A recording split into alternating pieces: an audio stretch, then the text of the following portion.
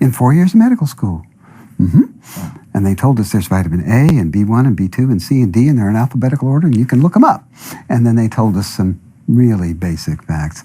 We got a whole hour. First of all, how much training did you receive on nutrition when you were in medical school? Because I know here in the States, it's almost none. Yeah, not much. Not much? Not much. Even in Argentina? It's close to yeah, very little. Close to none? Very little. Because in medical school, they don't teach you anything about nutrition. We got hours and hours and hours on how to use basically patent medicines, which, as you know, are what usually goes on the prescription pad as a molecule that can be patented, which means it's not found in nature, because you can't patent it if it's not found in nature, if it's found in nature.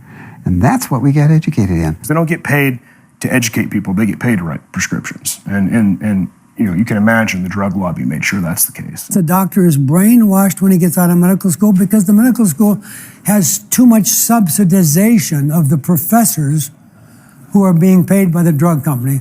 So the professor never teaches any student in medical school, why don't you try vitamin C? They're going to tell them the latest drug. And that's by design, specifically. You know, there about over a century ago, there's foundations, the Carnegie and the Rockefeller foundations, who sort of engineered the curriculum through their grants and donations. Are you wondering what Dr. Mercola meant when he mentioned that the Carnegies and Rockefeller Foundation engineered medical school curriculum over a century ago? He was referring to the Flexner Report of 1910, which we addressed in A Global Quest.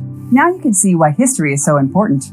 Because, as the old saying goes, those who don't know history are doomed to repeat it. So, I don't need to go any further. You can understand when the money is coming from a source which has a vested interest in the outcome. Now, what's going to happen is the outcome is going to be what the donor wants it to be, generally.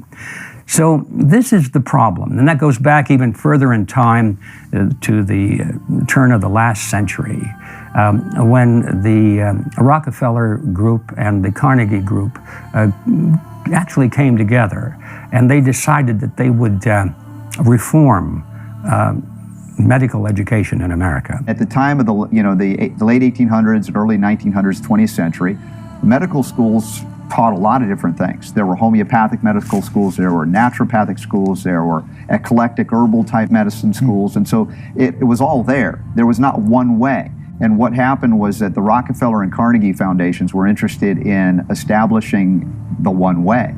How would they do that? Well, they would get a hold of the education system and create a medical monopoly via basically eliminating all competition to patent petrochemical medical education.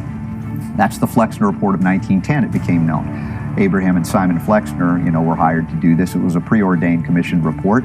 Not surprisingly, the basis of the report was that it was far too easy to start a medical school and that most schools were not teaching sound medicine. Let me translate this for you. These natural health colleges were not pushing enough chemical drugs manufactured by who? Carnegie and Rockefeller.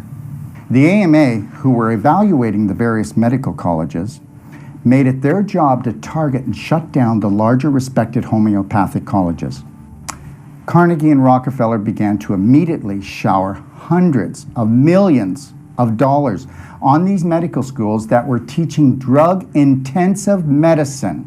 Oh, by the way, when they donated the money, the donors would say, well, now we've given you a lot of money and we know you're going to do the right thing with it, but would you object if we had someone from our staff appointed to your board of directors, just to make sure that just to see how our money is being spent, Well, that was really a condition of getting the money, so the university said, well, that would be fine. Anybody that you would suggest would be, I'm sure, more than adequate.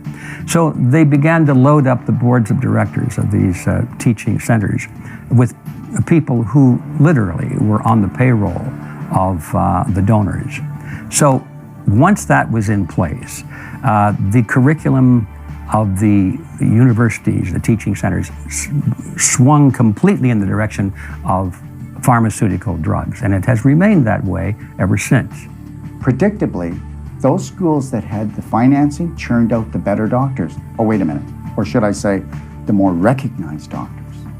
In return for the financing, the schools were required to continue teaching course material that was exclusively drug-oriented, with no emphasis on natural medicine. By 1925, over 10,000 herbalists were out of business.